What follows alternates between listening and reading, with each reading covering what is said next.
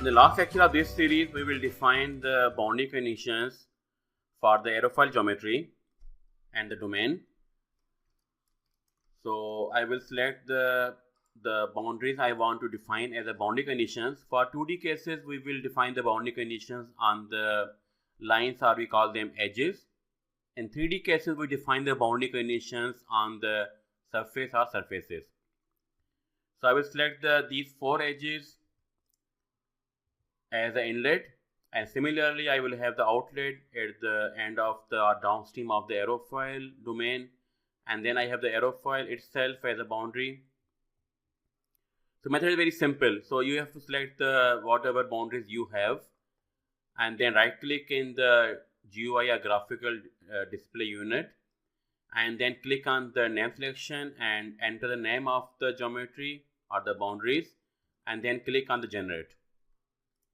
So to select the multiple edges, you have to press the control key, and it's not important to select the geometry in a particular order. So you can select the edge from the downside, then or this way, or you can choose randomly.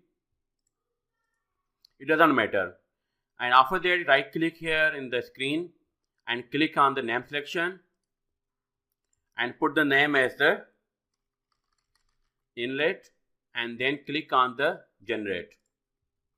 Similarly, for the outlet, choose the 2 boundaries, 2 edges, click on name selection and outlet, and again press the generate key, and now zoom the geometry for the aerofoil and select 2 edges and right click, name selection, and then again put the name of this boundary, which is the aerofoil, and again press the generate key. So we have just defined the boundary condition of boundary types, and so they will be used as the boundary conditions in the Ansys machining or ICM CFD, and subsequently you can define the boundary conditions in the Fluent or CFX. For example, the value of velocity or the value of the pressure or mass flow rate on these boundaries.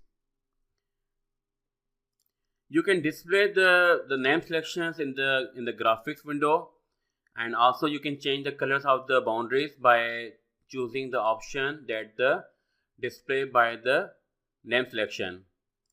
So in this way you have the different colors for the inlet, outlet, and the aerofoil geometry.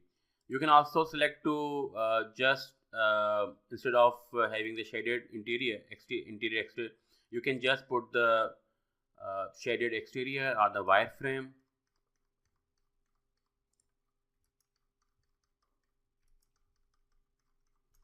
Okay, thank you.